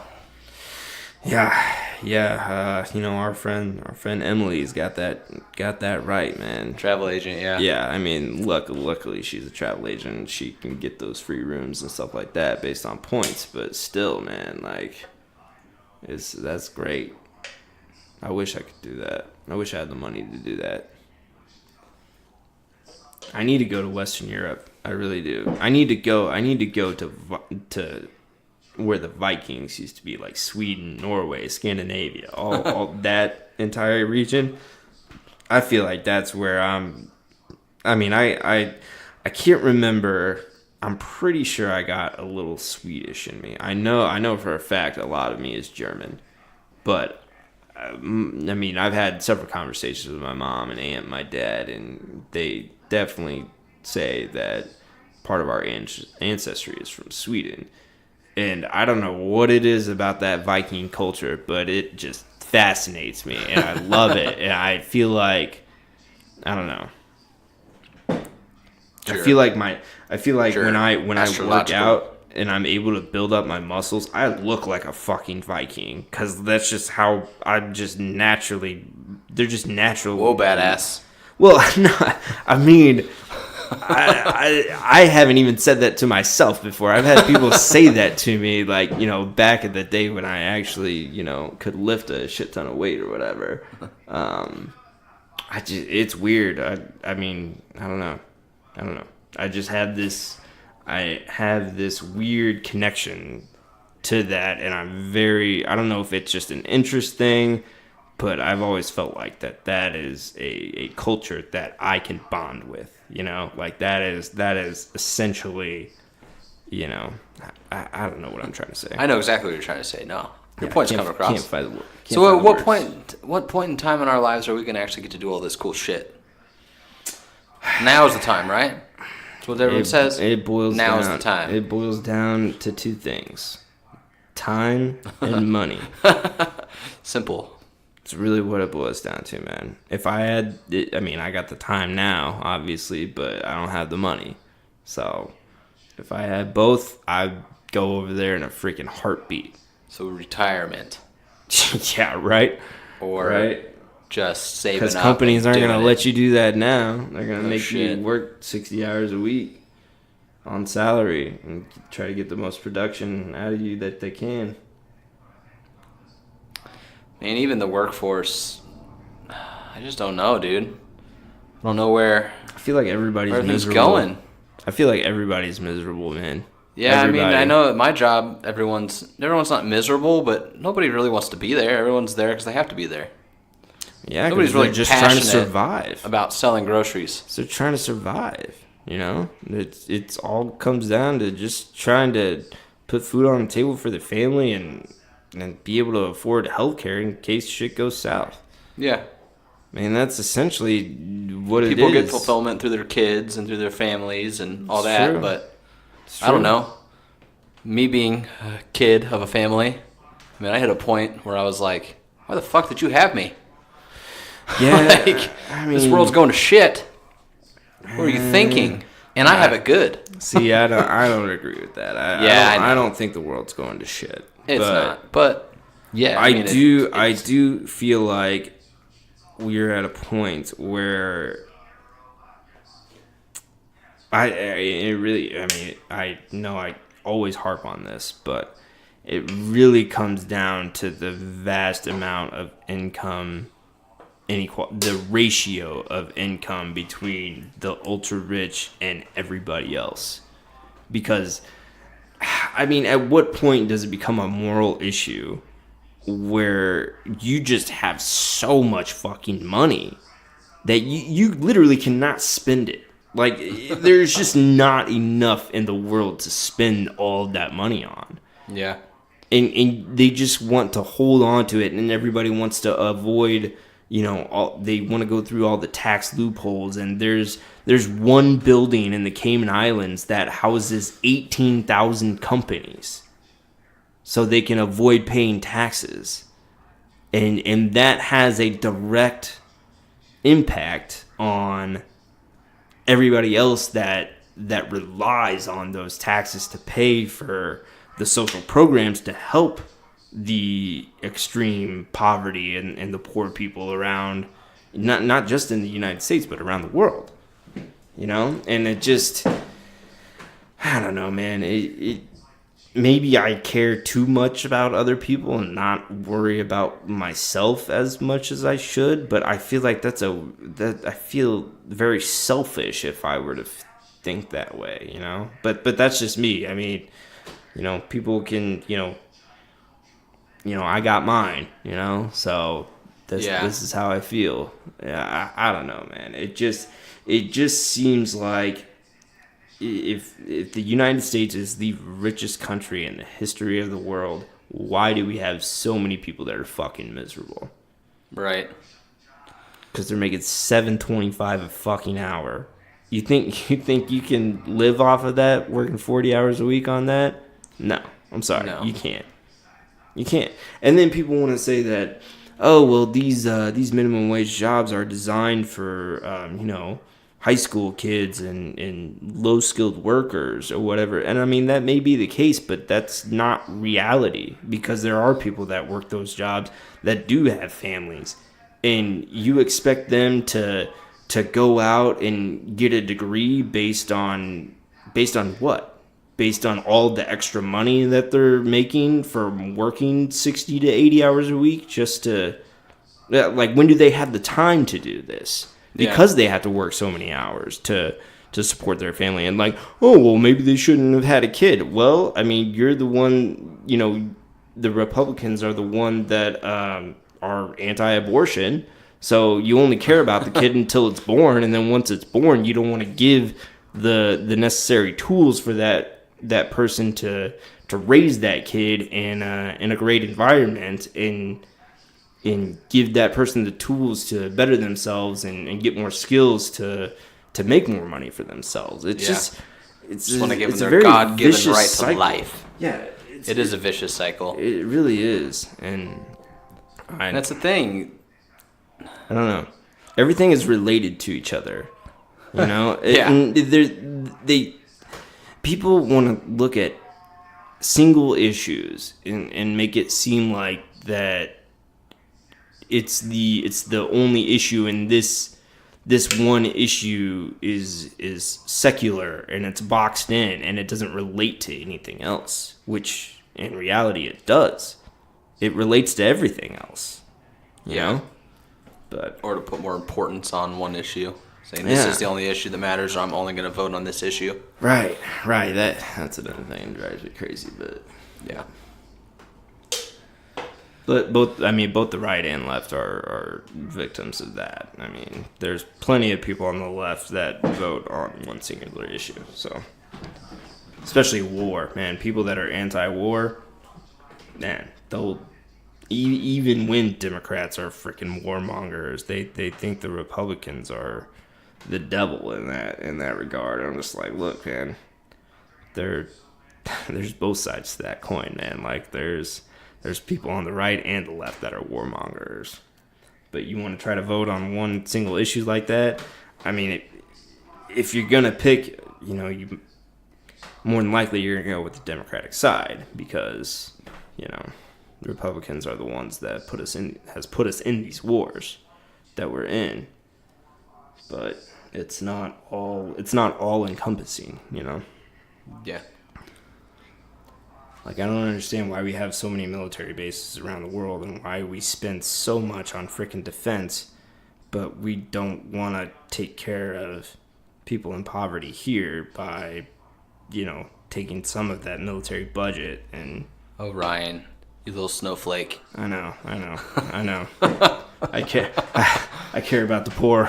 It's very, It's very bad. It's terrible. I don't care about our military. They took our gerbs. Yeah, they don't have enough money over there, you know? Like, come on, man. Like, dude, they have so much money in that fucking military budget. And how much safer are we really than all the other countries that have a military budget? How much safer are we? You know? I mean, the one thing that makes us the most safe is just simply our geography. Because we have two big ass oceans in between, you know, the continents, and you know we're not in Europe where we're surrounded by other countries. You know, we have two countries that border us, Canada and Mexico. Yeah, and they're not gonna fuck with us. So, I mean, I don't know, man. It just drives me nuts. Let me ask you this: where were you when the world stopped turning? That September day, Ryan. Yeah, our military budget really stopped that from happening, didn't it? Oh, and then we decide to attack Iraq, which had no here we part go in it, and they had they did not attack us. It wasn't Iraq, but yet we went in there based on a lie. And we're still there. We're still over there. It's true. 17 years later, we're still over there spending all this money on this. God, isn't that crazy? We were what? 12 years old when 9/11 We created a happened. power Now we're 29. vacuum. We created a power vacuum that created ISIS. That's exactly what happened. We overtook that regime. We got Saddam out of there. That created a power vacuum, and ISIS moved in. That's exactly what happened. Well, I can't argue with that because I don't know what I'm talking about. Well, Well, what do you say we switch gears and talk about some shit that's going on in the Kansas City area this week, Yeah, being the Big 12 tournament. Big 12 turning, even though our team's not in the Big 12 anymore. In the SEC, we are Mizzou fans, but we are surrounded by Jayhawk fans. We're a bunch of Yes. faggots. And I don't mean that in a derogatory way. We can edit that out if I need to, but No, I think But- people understand that you just have a general dislike Fucking towards hate them. that fan base, and I hate do the too, Jayhawks, and man. I do want too, man. desperately for Mizzou to have a better season than them. That's why I called them faggots. God, it wouldn't bother me so much if they just literally cared about anything else other than Jayhawk basketball. Yep, only Like- basketball. Yeah. When you try to bring up football, they're like, oh, well, wait till basketball season, and it's just like, man, come on. It's infuriating. It's like okay, so I'm just gonna pick whatever team that's good at that particular sport. So, oh well, I'm a Alabama football fan, and now I'm a LA Lake or a Golden State Warriors fan. I'm just gonna pick and choose whatever league in whatever team that is the best in that league, and just it's almost like being a fair weather fan. But Yeah. they don't. The one thing I will give them is that most of them don't necessarily root for other teams. They just don't root for their own team, if that makes sense. Until it's Kansas basketball. Yeah, That's the yeah, only yeah, time yeah. they'll root for them. But if Yeah, it's Kansas they're just football, fair weather nobody's fans, there, man. Nobody's. Which is understandable, but Even K-State is more infatuated with their other sports than they just boast so much about their Kansas basketball success. yeah, and what they've won bothers me. one championship, and I mean outside And of there's the conference bunch of championships, so they've haters. won 14 in a row because they have no competition. There are a bunch of haters towards Mizzou, too. Even though Yeah. Mizzou is better at every sport Most combined. every sport. Yeah. We kick ass at wrestling. We kick ass at... Right now, we're doing good in women's basketball. Yeah. We're doing good in basketball again. We're I mean, good. football's up and down. I mean, Football's we've up and had down. our We've had a good years. baseball program. Yeah. Like, we have a lot to hang our hat on, not just one fucking sport. Yeah, but because we've never won a championship, that's Yeah. why. And they give us a that's lot why we're of just shit for that. terrible, right? Man, Yeah. fuck you. Fuck you. So, KU. we sound a little bitter, but I if don't you lived care. here, you'd I understand. really don't. Yeah, I mean, we literally went to war with each other. Yeah, we burned down Lawrence, didn't we? Yeah, we did. We absolutely They're did. fairy blue fucking ugly ass birds. What's a Jayhawk anyway? Can somebody explain that to me? What the hell is a Jayhawk? And what does rock chalk Jayhawk even mean? I mean, I bet 75% of that fan base can't tell me what that means. Guarantee that. But we got Mizzou to hang our hat on this year, going back to the NCAA tournament. God, I hope MPJ comes back in that SEC tournament and just dominates, man. I think he will. You think he'll come back? I think he'll come back in the SEC tournament. Put a friendly wager on this? I bet you $1. $1? I'll take that bet. All right. Deal. $1. I'll take that bet. $1. You heard it right here. The first game's on Thursday at 2 o'clock. I'm going to be watching it. So, we're looking for an MUKU rematch. In the NCAA, dude, if the committee does not put them in the same bracket, they're idiots. They're idiots. That's going to be, outside of the actual championship game, that would be by far the biggest game in the tournament. You think so? MUKU? I mean, for us would be, but for the country? But people would, because we haven't played each other. I mean, we played in that exhibition game earlier in the season with charity or whatever, and that's made freaking millions of dollars because we all wanted to see it, but it was an exhibition game, so they didn't really put forth Everyone their loves best a good rivalry. efforts. Everyone gets to see Duke, North Carolina twice a year. They don't get to see Mizzou, Kansas. For not anymore anyway. Ever anymore. Yeah, and KU refuses to play us through the regular season, so that's not on Mizzou. I don't know what they're scared of. I don't know if they're. I don't know if they're trying to punish us for leaving. The Big they might 12 have something to gain from it now that we're back. We're back on top, baby. Yeah. Man, the turnaround that Mizzou has made. Props to Kwanzaa, man. That guy has turned that place around with. I mean, I don't think on our team we really have a superstar, but we just have really solid players like Cassius Robinson, man. That guy can shoot the freaking ball from three like nobody I've ever seen. Like Steph Curry style. Like that guy just throws them up and drains them. Now they're saying Jonte Porter could get drafted. You This heard year? that? Yeah. There's been some speculation. There's like some scouts really liked what they saw when they were all there to see MPJ and didn't play. So I really doubt Jonte has turned it up, but I really doubt he goes to the draft. I wouldn't think so either. But I think he's because he's got to get. I think he's just got to build some muscle and get a little bigger and dominate more in the post. Just because he's so tall, like he's not gonna play. You know, he's not guard. He's not gonna play guard in the NBA. Yeah, and I mean, he's got length down there, which gives him an advantage in college. But once you get to that NBA, man, if you're not strong enough to play in the post, you're done. You're done. You're not playing in the post if you're not strong enough, unless you can shoot it from the outside. Which he sometimes can, but he's been very inconsistent with that, though. There's been some games he lights it up, but some games he's like, just not close. So. It'll be interesting to see, though. But, just having Michael Porter as a recruit this year did wonders for our program. And yeah. It's exciting to see and some success. And Kwanzaa's being the SEC recruit. and being able to play teams like Kentucky and Florida ought to get us some talent. Yeah, I mean, having Kwanzaa as a coach, it's big. It's big because that guy can recruit. I don't care what you say. That guy has recruited big-name talent everywhere he's gone. So, and I mean, I know MPJ, I mean, one of the basic reasons he came to Mizzou is because he's, from here. Yeah. If he was from somewhere else, I don't think there's no way I think he would pick Mizzou. But I mean, that hasn't stopped Kwanzaa from getting, Fultz? Didn't he have Fultz last year at Cal? Something like Washington, that. I don't know. Or was it Washington? I think Washington. Remember. Yeah, Washington. That sounds more legit.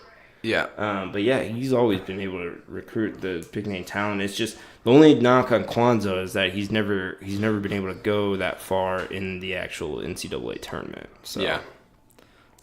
But we'll see. I mean. He's home now. He's back in Mizzou. That's where he wanted to be. So yeah, that's right, baby. It's good. Good times ahead. Good times ahead. I hope so, man. We need a legitimate point guard. That's what we need. Yeah, we sure do. Yeah. So it'll be interesting to see where we get. We got Selection Sunday coming up this week. Yeah, we'll see what happens after the SEC tournament. See if we can bump our seed. Because right now we're projected as like an 8 or 9 seed, I want to say. But, yeah. So, go Mizzou. Mizzou, baby. Then we got baseball season rolling right ahead. Royals gonna probably suck this year, but Yeah, hey, we got a championship it happens. Yeah. 3 years ago.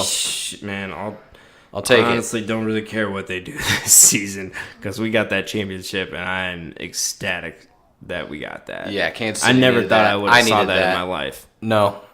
You grow up in Kansas City and you just think it'll never happen for you.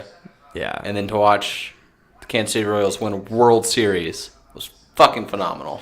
I could have swore that I would have seen either Mizzou win a national championship or the Chiefs win a Super Bowl before I ever would have thought. I would have picked the Royals last for sure. Yeah, dude, just because of how bad they were for 30 years.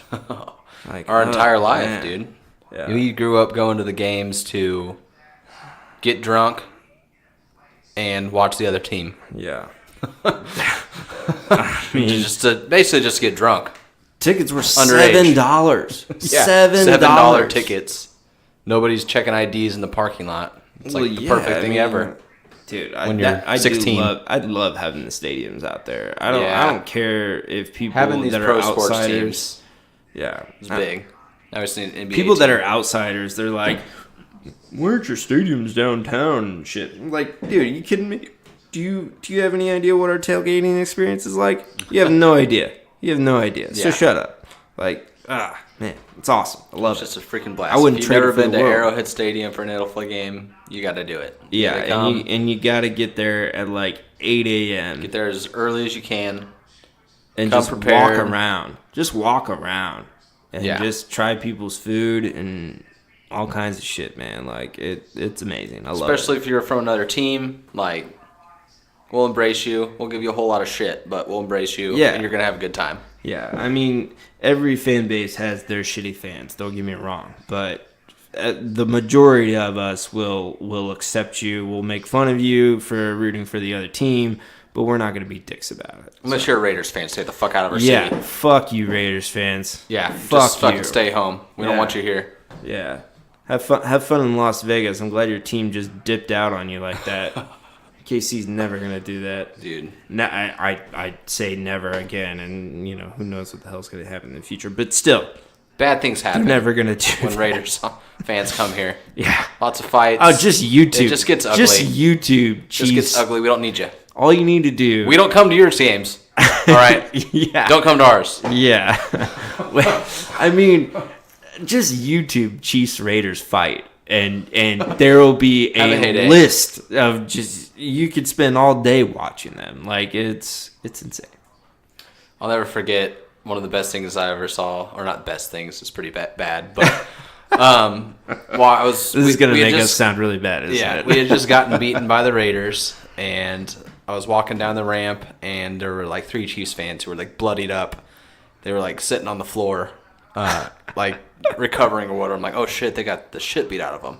Yeah. I like come around the corner, like the next turn, and there's like 10 Raiders fans fucking bloodied up. Like you could tell that they got somebody, but then the entire Chiefs kingdom fucking got them. Yeah.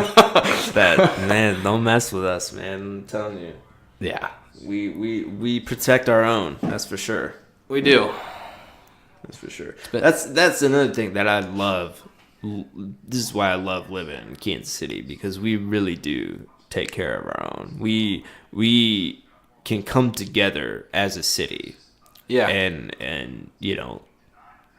it's Set aside our differences as a city. Yeah, Like, we really unite. I lived in San Diego, and I mean, granted, I only lived there for a very short time. It was a year, but that did not seem like a group of people that would be willing to come together in a time of need in the city. And I don't know if that's just because there's so many people and there's so much going on at the time, but I don't know. That I really feel like Kansas City it's really a small town feel in a big city. Yeah. And everybody will come together. And even people that visit here say the same thing. Just Yeah. very welcoming, family atmosphere, Yeah. friendly.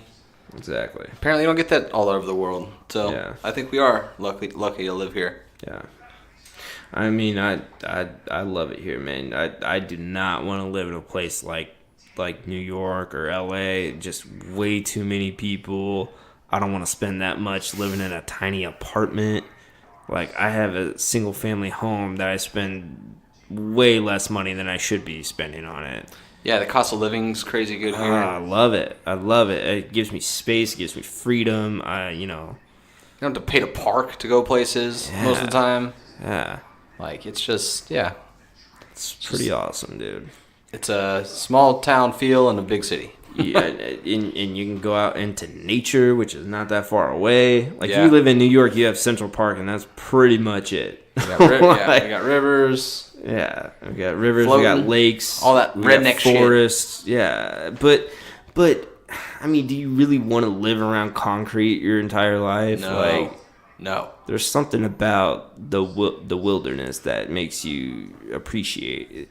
You know, there's just some sort of connection that you have. Balance. Yeah, because I I mean know, that's man. I that's need where more we of used it. to I live. don't get man. enough of it. We used to be at one with the wilderness. You know, we never used to have these super large cities and shit like that back in the day. Yeah. You know, Civilization. I don't know, man. Yeah. I feel like you get disconnected from it the longer you're in the city, and I honestly think it drives you crazy. Yeah. Because you're taking just so takes you away infatuated with tall buildings and concrete, and like I can't get over the concrete, man. Like, this concrete's so beautiful. goddamn concrete, man. It's crazy. So much of it. Yeah. I don't know, man. But at the same time, we don't want you to move here because Yeah, don't don't overpopulate over here because no, you can move here because I already bought a house and Just a you'll few, increase my property value and all be good. That's true too. So come to Kansas City. Yeah. I mean, the one thing I will say that sucks about living around here is the goddamn weather. Yeah. It was. Did you look 60, outside earlier? It was freaking 60 blizzarding degrees for about 30 minutes. It was 60 degrees on Sunday. 2 days ago? Yeah. And it was snowing today. And it was snowing today, Tuesday. I was out driving. And Less than 48 hours. Because it was kind of, shitting snow or spitting snow. And then I mean, shitting or spitting. Shitting or spitting. Either way you want to go with it. I'm just driving, and all of a sudden, it's just like A full-on cow blizzard. jumps at It's just you. like a full-on blizzard for like 20 minutes. Nothing Yeah. stuck to the ground because it's been 60 degrees. Yeah. But it was just the weirdest freaking thing. But yeah, the weather is fucking... But, you said you lived in San Diego. I can't imagine not having seasons because... Oh, Christmas. As much as I was hate the winter, I also weirdest- love the winter. Christmas was the weirdest thing I've ever experienced out there. Yeah. No, it wasn't just cold. like you just woke up and it just felt like any other day. It really it did not feel like Christmas at all. Didn't feel like winter. It just felt the same all the time. And I really missed the season. I missed the seasons. Like I don't care how cold or how hot it gets here. I love the freaking seasons. I love it. I don't think know what we to as say people about it, go through seasons in life too. You know what I mean? but yeah. I think people need that kind of change, and change they of pace. need to not live in such Is it monotony? Monotony, yeah. Is that the right word? I think so. Something like that. But yeah, I don't know. I'm a dumb Midwesterner. What the fuck do I know? Yeah, if you were born in San Diego, you'd be like, yeah, I really enjoy surfing all year long. Yeah, but and that's another thing I found out about myself is that I'm really not that much of a ocean person. I'm much more of a lake person. Yeah. I love the lake, man. Man, I the love difference it. in the lake and the ocean.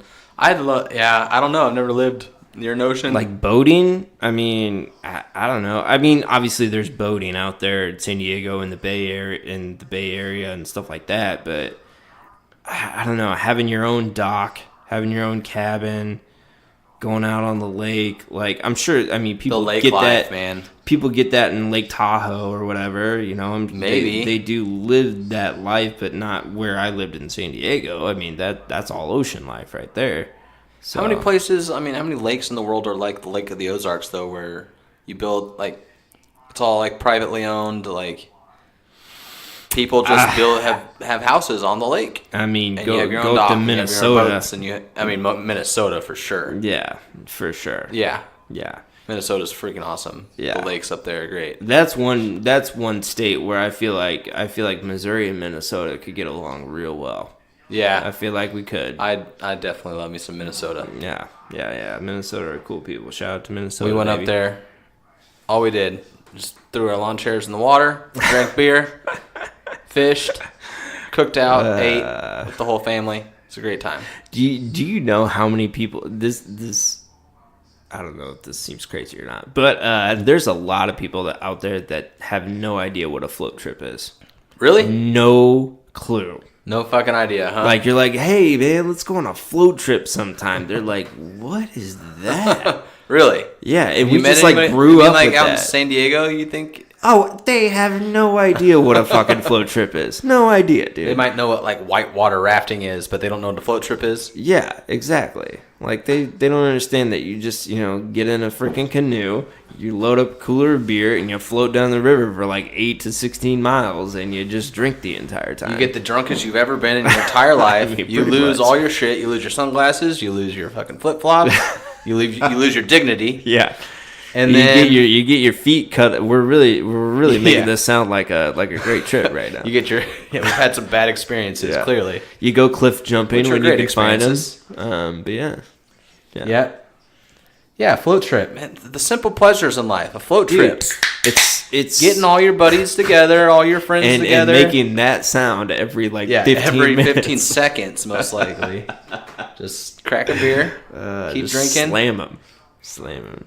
Probably get sunburnt, really sunburnt. I'm pretty sure we have an alcohol problem, but you know, whatever. No, I mean, what do you call a problem? I think I'd have more of a weed problem than an alcohol problem. Yeah, I guess that's At least me personally. Yeah, no, I won't argue with you on that one. But yeah, I mean, I still go to work every day. That's, They don't drug test me, so that's good. well, until they listen to this anyway. Yeah. Hopefully, don't fire me, please. They'll be fine. Yeah, if you do, I'll go find a better job somewhere else. As long as you do your work and shut up and don't, get high at work. But that is one thing I do like about my job is it's not about what I do, it's about my boss and having the freedom and being respected and having the freedom just to do your job. to not be controlled. To not be controlled, to do your job. And That's what I have a boss that appreciates not having to control me.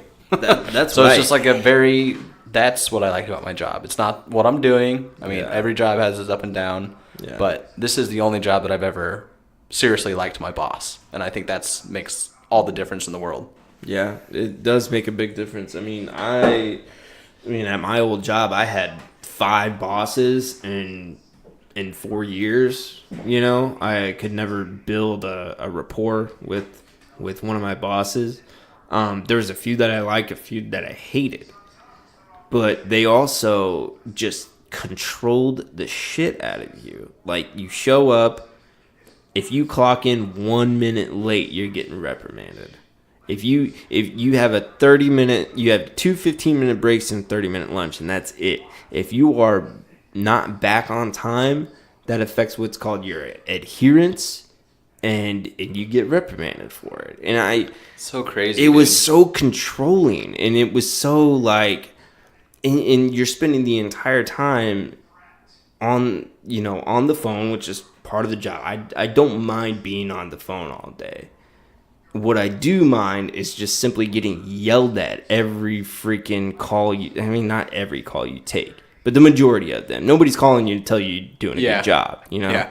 Hey, just want to let you know I don't need to use my insurance today. Thanks. Yeah, exactly.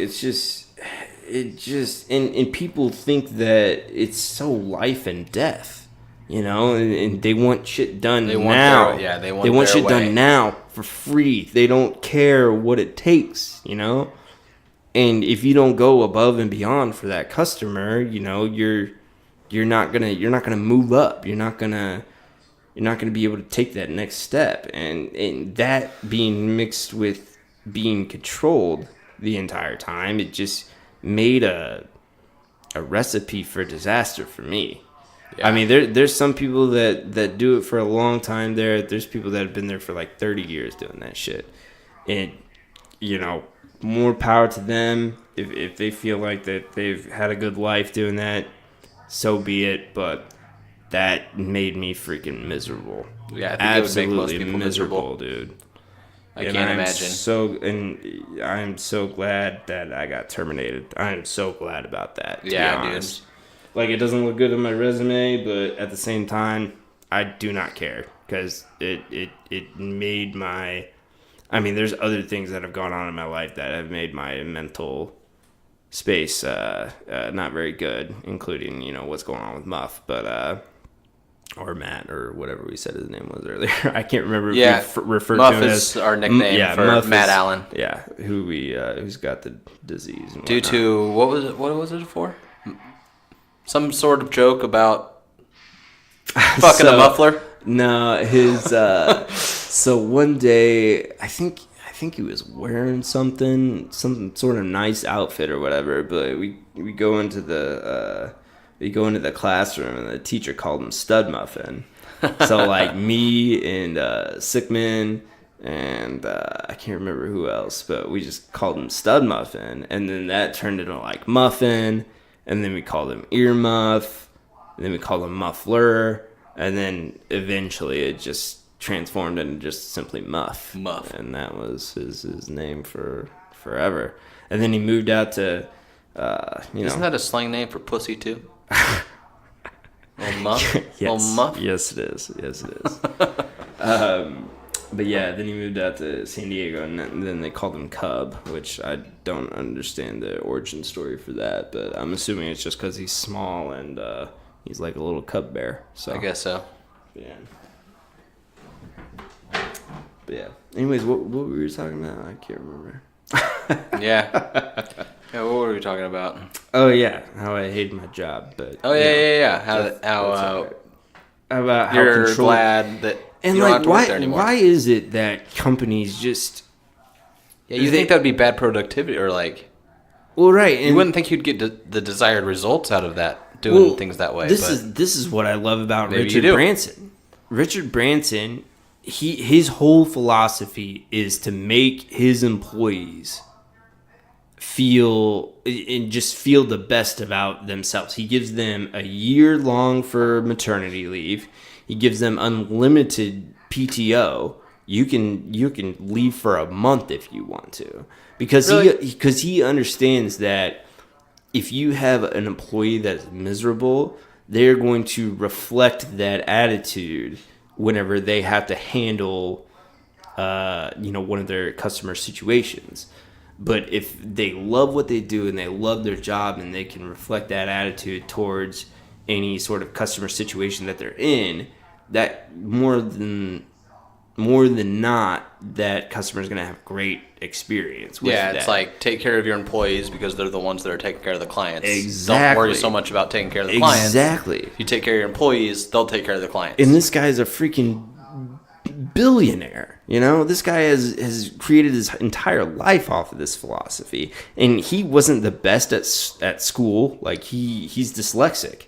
Like, I don't know, man. I have a lot of admiration for him. And, if I ever do start this company, I want to mimic that exact philosophy. I want to invest in my employees, because I feel like companies are just trying to get the absolute most production out of their employees, and they don't consider how it affects their mental attitude, because they view their employees as expendable, that they can just fire them and get somebody else, and they can just invest in that turnover because they're paying them pennies on the dollar. Yeah. And companies also want to they also want to believe in this continuous growth where, if you make $100 million in profit last year, then you're basically required to make $105 million in profit the next year. It doesn't matter if you make $100 million one year, oh, well, you made 99 the next year. So that means you've done bad as a company. Everything's about growth. It's exponential growth. It's continuous infinity growth. Yeah. Is what it is.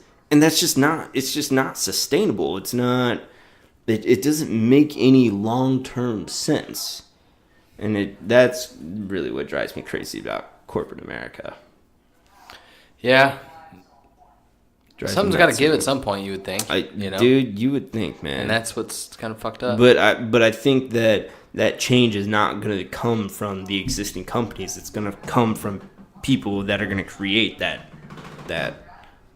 culture. Yeah. Like, I think there's a lot of startups that think that same way, and whether or not they actually get into where they're profitable or whatnot. There's also an aspect, you have to have a good service or product, because if you don't have that, you have nothing. I don't care what your company culture is like. If you don't have a great product or service that you're able to provide for people, you're not going anywhere. So that's the main focus, main goal. And once you have that, and then you're able to create that company culture that you want, then that I think that's a recipe for greatness, Yeah.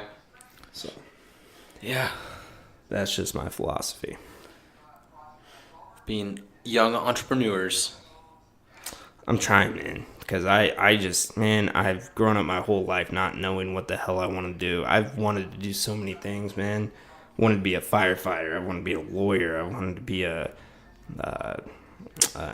advertising guru and create commercials and be a copywriter and all these goddamn different things I've wanted to be. And what I think it culminates into is that I want to create something for myself and run it myself and do what I think is necessary and is good for everybody. Man, that has to be such a awesome experience to do that. Yeah. I know I have a cousin who worked the office corporate job. Yeah. And opened his own restaurant, and just that testimony alone is just so much happier to be in control of his fate, even with all the scariness and the downfalls of it, and the uncertainty of it all. Well, there's always risk. There's always risk, man. You're never gonna create something that doesn't have risk, Yeah. Just a matter of finding what you're passionate for and being able to monetize it. yeah, that's really and then what going it for it 100% with all your passion. Seriously, that's really what it boils down to. Is just it's hard to just tell everybody to do that though. It's extremely hard. I struggle with it. Yeah, and I mean everybody's got things that they gotta pay for, that they gotta do in order to maintain what they're going for now. But this comes into the other problem where it's just like corporations need to pay people more, man. They do. I'm sorry, but they do, because that gives people more freedom and more, just less anxiety, and they don't feel as miserable because they feel like they have to do all of this bullshit. You know what I mean? It just, I don't know. It's all, like I said, everything relates to each other in one way or another, ultimately, Yeah. So. Yeah, there's so many different sides of the coin, and at the same time, corporations have to be able to survive and thrive and all that. But yeah, you would think that there is a... But who are the corporations actually working for? They're working for their shareholders. Yeah, shareholders. That's who they're working for. For their stock. As long as those people are okay, they don't really give a shit about anybody else. Yeah. Ultimately, that's ultimately what it comes down to.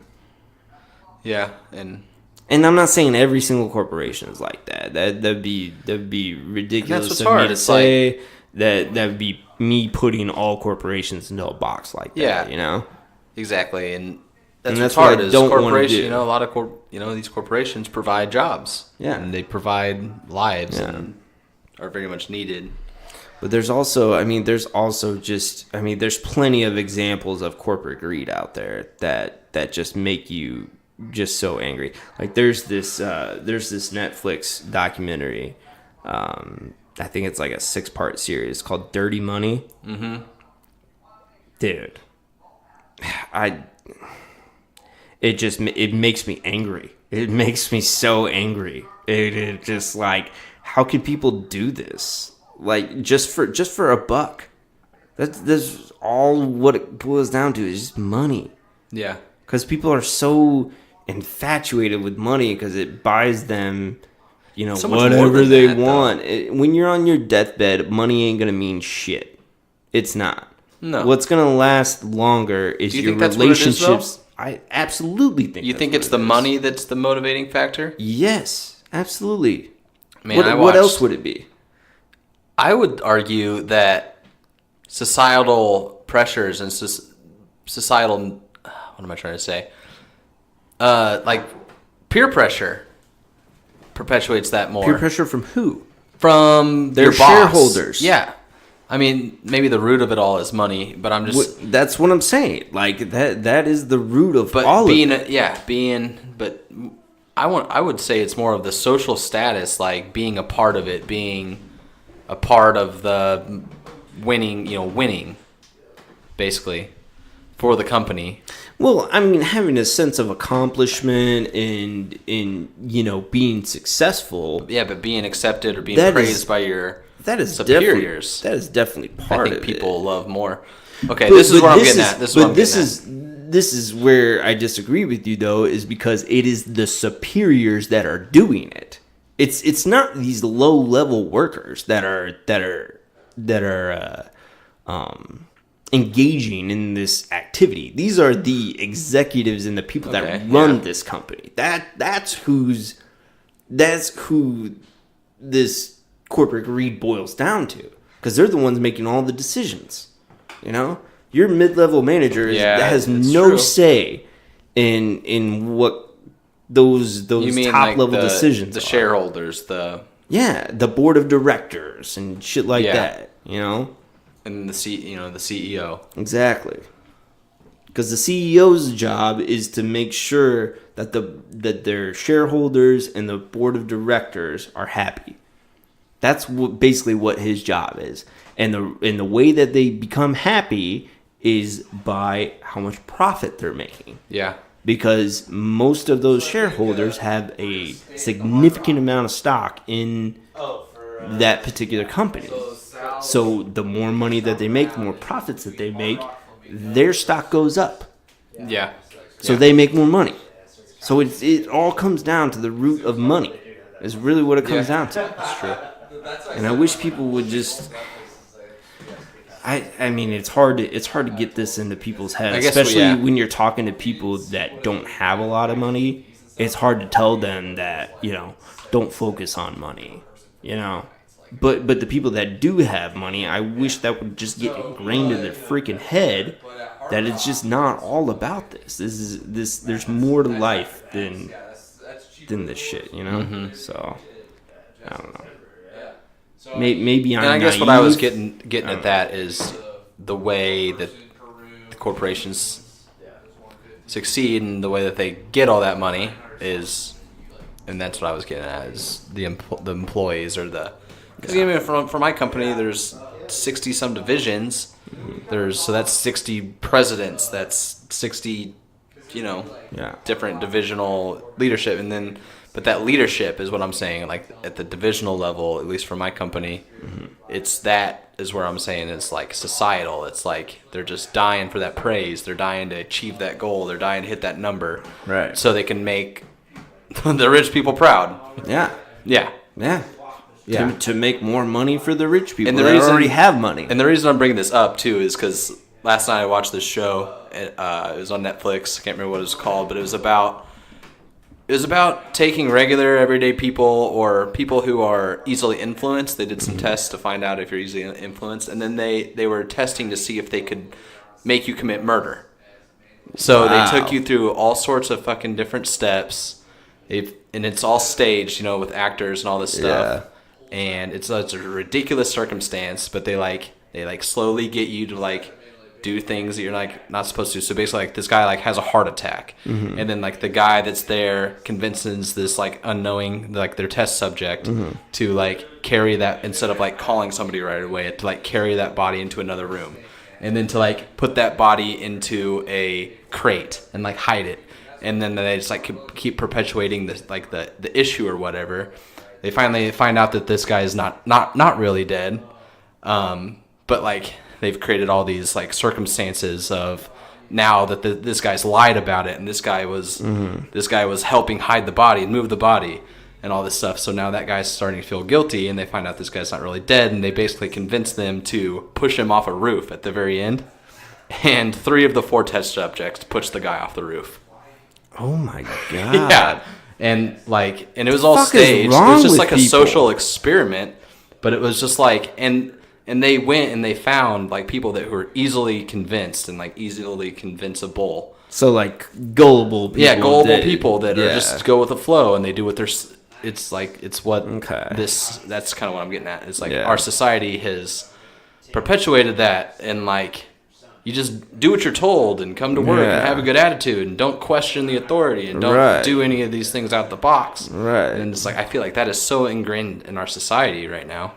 And it was just really fucking crazy to see. I agree. Demonstrated with you, like that. I agree with you, man. That's crazy. But at the same time, man, I do feel that culture is changing with a younger generation, because they have more access to all this information. They are able to see the flaws in what greed actually does. Yeah. Dude, I'm telling you, man. Greed is outside of murder and shit like that, I feel greed is one of the most atrocious things. It's a pretty deadly sin. I really hate it. It really drives me so nuts, and it's hard to know what to do about it, because it's not like it's against the law, but at the same time, I just, there's so many people that want to claim that they're, and this has, I don't really have anything against religion, if you're religious, whatever. But these people want to sit there and proclaim that there's these super good Christians and things like that, and they act in this greedy way, and it mind boggles me.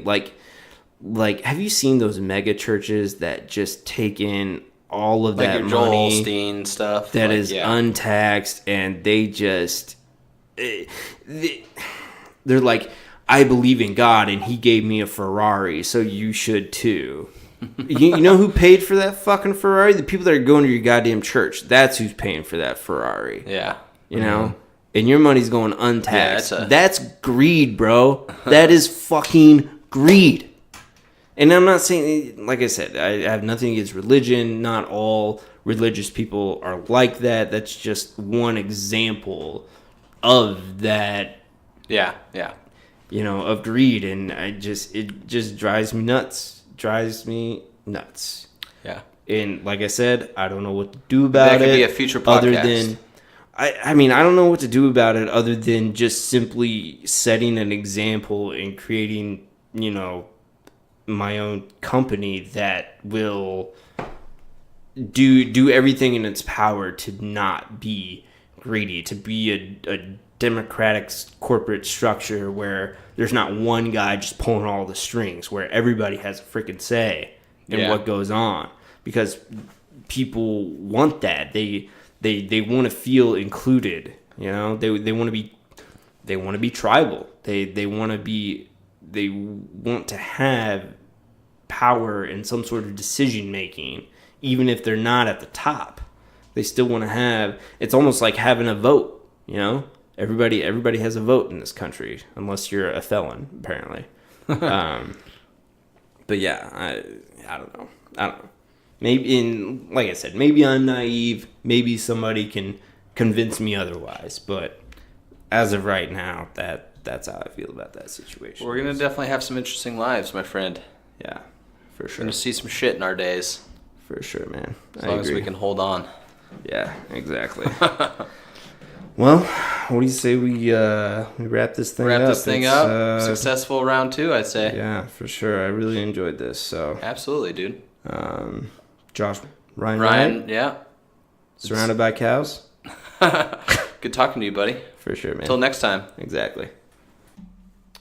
All right. Thanks for everybody for listening. If you guys would like to get a hold of us, you can email us at surroundedbycowspodcast@gmail.com.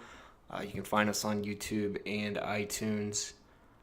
Again, thanks for listening. We appreciate it, and we'll see you in about a week or two. Thank you.